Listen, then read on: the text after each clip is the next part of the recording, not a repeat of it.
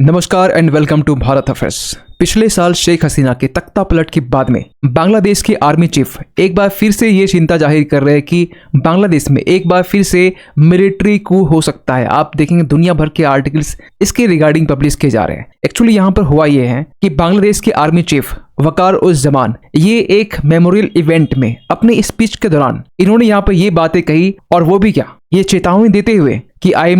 M कॉशनिंग you कि जो student lead uprisings हैं जिस तरीके से बांग्लादेश में बढ़ रहे हैं ना, और दूसरा यहाँ पर जो इंटरनल डिविजन्स देखा जा रहा है कंट्री में, ये आगे आने वाले टाइम में लॉ एंड ऑर्डर जैसे जो सिचुएशंस है ये खड़ी कर सकती है। और जो आज के टाइम में जो ऑनगोइंग अनरेस्ट चल रहा है बांग्लादेश में, इसका भी कहीं न कहीं जो जिम्मेवार है वो हम ही लोग हैं। और ये बातें कहाँ बोली गई? 2009 के टाइम में ना बांग्लादेश राइफल्स म्यूटिनी ये हुआ था, जिसे शॉर्ट में BDR कहते हैं। इसी इवेंट के दौरान में यहाँ पर ये बातें बोली गई, और ये बातें तब बाहर निकल के आती है जब बांग्लादेश के बांग्लादेश नेशनल पार्टी जो है, यानी कि खालिदा जिया जो पार्टी है, और जमाते इस्लामी जो है, ये दोनों के बीच में एक जंग, एक वर्ड्स वाले जो वॉर है ना, वो हमें देखने को मिल रहा था। क्योंकि दोनों लोग यहाँ पर एक दूसरे के ऊपर ये इल्जाम लगा रहे कि जो बांग्लादेश में वायलेंस हो रहा है ना, इसके पीछे जमाते इस्लामी इन्वॉल्व है, और जमाते इस्लामी ये कह रहा है कि इसके पीछे BNP की जो पार्टी है ना वो इसमें शामिल है। लेकिन वकार उस जमान ये कहते हैं कि अगर जो भी स्टेक होल्डर्स है, जो बांग्लादेश की जो सरकार है वो आगे चलाने वाले हैं, इलेक्शंस में पार्टिसिपेट करने वाले, अगर यही स्टेक होल्डर्स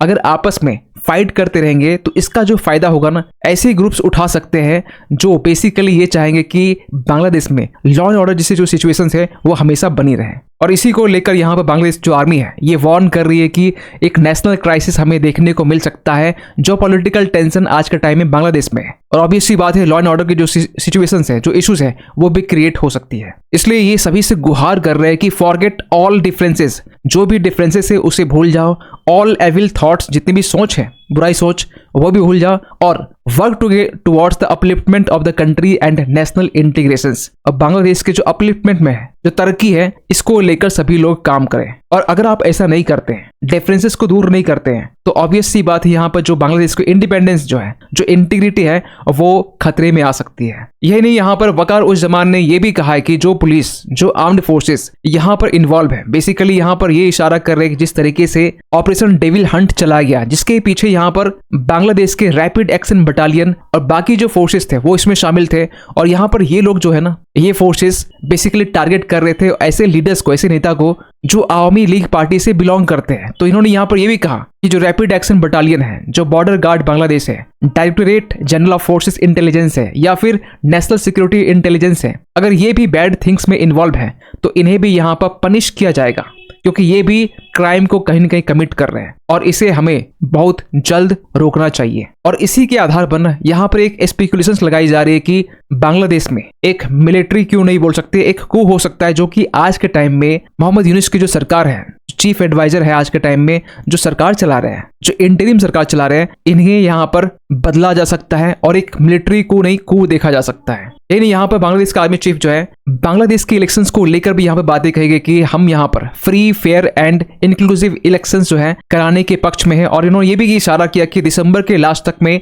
ये इलेक्शंस कंडक्ट हो सकते हैं, क्योंकि इसके पहले बांग्लादेश के चीफ एडवाइजर मोहम्मद यूनुस ने यहाँ पर यह हिंट दिया था कि जो बांग्लादेश में जो इलेक्शंस है 2025 के एंड तक में या फिर अर्ली 2026 तक में हो सकते हैं। क्योंकि मोहम्मद यूनुस जो है ना, आज के टाइम में जो सरकार चला रहे हैं, इन्हें यहाँ पर पब्लिक इलेक्ट नहीं किया है, इन्हें यहाँ पर बांग्लादेश की आर्मी की तरफ से यहाँ पर इन्हें संभालने के लिए, यानी कमान इनके हाथ में दिया गया है टेम्पोररी बेसिस पर। और ये कहीं न कहीं जानबूझकर इलेक्शंस को डिले कर रहे हैं। और ये बेसिकली इल्जाम कौन लगा रहा है? BNP party, Bangladesh national party, जो माना जाता है ये प्रो पाकिस्तानी है। और आज के टाइम में ऐसी पार्टीज भी ये इल्जाम लगा रही मोहम्मद यूनुस के ऊपर में कि सरकार जो है, एक टेम्पोररी सरकार, ये जानबूझ के इलेक्शन प्रोसेस को डिले कर रही है। यही नहीं, यहाँ पर जो BNP पार्टी के जो लीडर्स हैं, इनके ऊपर भी अटैक देखा जा रहा है। और ये भी कहा जा रहा है कि जो BNP पार्टी के ऊपर जो अटैक देखा जा रहा है, इसके पीछे मोहम्मद यूनुस का सरकार का हाथ हो सकता है। इनके जो स्टूडेंट यूनियन के जो विंग्स जो लोग हैं, ये लोग अटैक कर सकते हैं। और बेसिकली जो अटैक इस तरीके से हुआ है कि इन्हें मार मार के इनकी यहाँ पर हत्या कर दी गई है। यानी इलेक्शन को लेकर जो बांग्लादेश के चीफ इलेक्शन कमीशन है,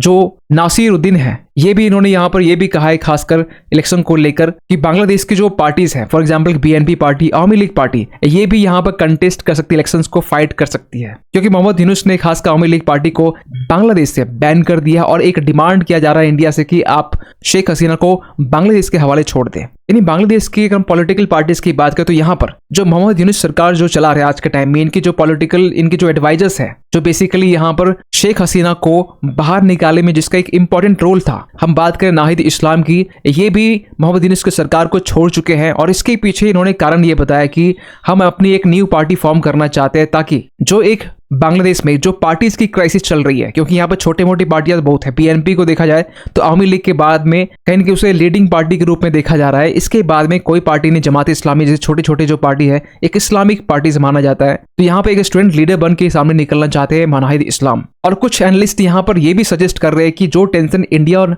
बांग्लादेश के बीच में जो रिसेंटली देखा जा रहा है, इसका फायदा कहीं ना कहीं चाइना को मिल रहा है, क्योंकि बांग्लादेश कहीं ना कहीं चाइना के नजदीक जाता हुआ दिखाई दे रहा है। और रिसेंट डेवलपमेंट जो हमें देखने को मिल रहा है बांग्लादेश में, इससे ये मालूम चल रहा है कि कहीं ना कहीं जिस तरीके से चाइना साउथ एशिया नेशंस में, चाहे श्रीलंका हो, मालदीव्स हो या चाहे नेपाल हो, इसे इन्फ्लुएंस करता है। अब चाइना यहाँ पर बांग्लादेश को इन्फ्लुएंस करने की कोशिश कर रहा है और इसी दिशा में यहाँ पर चाइना ने अपनी बाहें खोल दी कि आ जाओ, अगर आपकी रिलेशन इंडिया से खराब हो रहे ना तो आप मेरे पास आओ, चाइना के पास में सॉल्यूशन है। और इसी को लेकर ना 22 मेंबर का जो डेलीगेशन है, जिनमें यहाँ पर यह कहा जा रहा है कि इस डेलीगेशंस में बांग्लादेशी लीडर्स है, एक्टिविस्ट है, डेलीगेशंस है, सिविल सोसाइटी एक्टिविस्ट है, एकेडमिक्स है, जर्नलिस्ट है, ये तमाम जो लोग हैं 10 दिन के विजिट के लिए चाइना गए हुए हैं। और ये आर्टिकल्स 25 फरवरी का है। और इसके पीछे कारण ये बताया जा रहा है कि कुछ एनालिस्ट ये कह रहे हैं कि जिस तरीके से बांग्लादेश में एक पॉलिटिकल वैक्यूम देखा जा रहा है और इंडिया के इन्फ्लुएंस को कम करने के लिए कहीं ना कहीं चाइना ये चाहता है कि चाइना का जो फुटहोल्ड है वो बांग्लादेश में हो सके, क्योंकि आज के टाइम में जो 170 मिलियन जो पॉपुलेशन है बांग्लादेश में, इसे कहीं ना कहीं चाइना अपने इशारों में यहाँ की सरकार को कहीं ना कहीं रेगुलेट करना चाहता है। यही नहीं, आप ये भी नोटिस करेंगे कि जो बांग्लादेश है ना, ये पाकिस्तान के साथ में जो अपने रिश्ते हैं वो भी मजबूत कर रहा है। पिछले साल सितंबर के मंथ में दोनों लीडर आपस में मिलते हैं, शाह शहबाज शरीफ और मोहम्मद यूनुस, जहां पर ये बातें बोली जाती है दोनों के बीच में जो कल्चरल टाइज है ये मजबूत करेंगे, दोनों के बीच जो रिश्ते हैं 1971 से पहले ये हम मजबूत करेंगे, ऐसी बातें बोली जाती है। और रिसेंटली पाकिस्तान और बांग्लादेश के बीच में जो ट्रेड है, जो डायरेक्ट ट्रेड है, इसे रिज्यूम कर दिया गया है आफ्टर डिकेड्स के बाद में, जहां पर फर्स्ट एवर जो गवर्नमेंट लेवल जो 50,000 टन जो राइस है इसे इंपोर्ट किया जाएगा। और ऐसी डील यहां पर बांग्लादेश और पाकिस्तान के बीच में हुई है। बेसिकली आर्टिकल से 26 फरवरी का है। आप एक चीज नोटिस कर सकते हैं कि बांग्लादेश में जिस तरीके से यहाँ पर एक पॉलिटिकल वैक्यूम तो है, एक क्राइसिस हमें देखने को मिलता है, लेकिन इस क्राइसिस के बावजूद भी यहाँ पर बांग्लादेश के जो अटॉर्नी जनरल है ये कह रहे हैं कि जो हमारा संविधान है ना, इसमें एक रेडिकल चेंजेस होने चाहिए, क्योंकि यहाँ पर ये कह रहे हैं कि जो संविधान में जो सेक्युलरिज्म है, जो सोशलिज्म है, इसे यहाँ से ड्रॉप कर देना चाहिए, इसे यहाँ से हटा देना चाहिए। खैर यहाँ पर एक बात और ऐड करना चाहेंगे कि जिस तरीके से बांग्लादेश में ना इंटरनल एक डिस्टर्बेंस देखा जा रहा है, वही दूसरी तरफ यहाँ पर बांग्लादेश में जो कॉक्स बाजार है, अगर आप नक्शे में देखेंगे तो आप देखेंगे रखाइन स्टेट और जो बांग्लादेश का जो सदर्न पोर्शन है, आप यहाँ पर पाएंगे कॉक्स बाजार। यहीं पर एक एयर बेस है, एयरफोर्स का बेस है। यहाँ पर यह कहा जा रहा है कि लोकल्स की तरफ से एयरबेस में अटैक हुआ, जिनमें एक की यहाँ पर जान गई है, सेवल यहाँ पे इंजर्ड हुए हैं।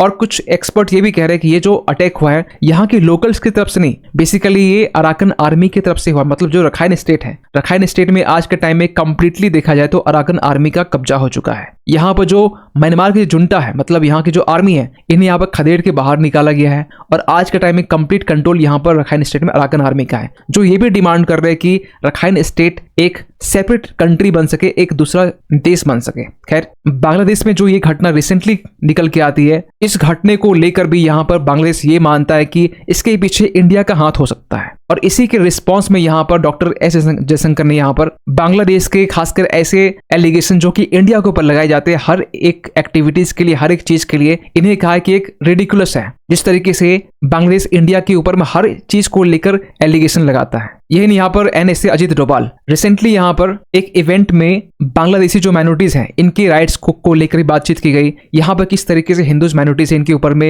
एट्रोसिटीज होती है, अटैक होती है, इन टेम्पल्स के ऊपर में अटैक होती है, इसको लेकर भी यहाँ पर डिस्कशन की गई। और इसी बात पर बांग्लादेश चिढ़ता भी है और यहाँ पर यह कहता है कि जो बांग्लादेश की जो माइनॉरिटीज है ना, ये इंडिया का कंसर्न नहीं है, ये बेसिकली बांग्लादेश का कंसर्न है। क्योंकि जो माइनॉरिटीज के बारे में चाहे जयशंकर की बात करें चाहे अजीत डोभाल की बात करें, ये दोनों लोग इस पर बात कर चुके हैं और इसका रिस्पॉन्स बांग्लादेश ये कह दे रहा है कि हमें यहाँ पर इंडिया की सजेशन की जरूरत नहीं है कि यहाँ पर क्या हो रहा है, हम लोग माइनॉरिटीज को यहाँ पर खुद से हैंडल कर सकते हैं। मतलब ऐसे स्टेटमेंट तब निकल के आ रहे हैं जब ये पूरी चीजें आज के टाइम में बांग्लादेश में घट रही है, उस बीच में बांग्लादेश इंडिया के बारे में ये कह रहा है। वहीं दूसरी तरफ बांग्लादेश जो है वो चाइना की तरफ झुकता हुआ दिखाई दे रहा है। पाकिस्तान से इसकी जो दोस्ती है वो बढ़ रही है और उसी को लेकर वकार उस जमान ये कह रहे हैं कि इंटरनल पॉलिटिक्स में अगर इंटरनली अगर जो स्टेक होल्डर्स वो डिस्टर्ब रहेंगे, वो फाइट करते रहेंगे, इसका फायदा दूसरे ग्रुप उठा सकते हैं कि वो क्रिएट कर सकते हैं। लॉ एंड ऑर्डर जैसी जो सिचुएशन है वो यहाँ पर बिगड़ सकती है और कहीं न कहीं ये पूरी जो हालात है, जो सिचुएशन है, वो कूक की तरफ यानी कि एक तख्ता पलट की तरफ इशारा करता है। खैर, आप क्या सोचते हैं पूरी इस अपडेट को लेकर कमेंट कीजिएगा। और जाते जाते एक क्वेश्चन हम सभी के लिए कि world audio visual and entertainment summit, जिसे आप शॉर्ट में वेब्स कहते हैं, 2025, ये किस मिनिस्ट्री का ये इनिशिएटिव है? आपके सामने ऑप्शन है ministry of commerce and industry, या फिर मिनिस्ट्री ऑफ फाइनेंस, या फिर मिनिस्ट्री ऑफ इंफॉर्मेशन ब्रॉडकास्टिंग, या फिर मिनिस्ट्री ऑफ कल्चर। सही आंसर कीजिए कमेंट सेक्शन पे। मिलते किसी अगले वीडियो में, तब तक के लिए थैंक यू सो मच।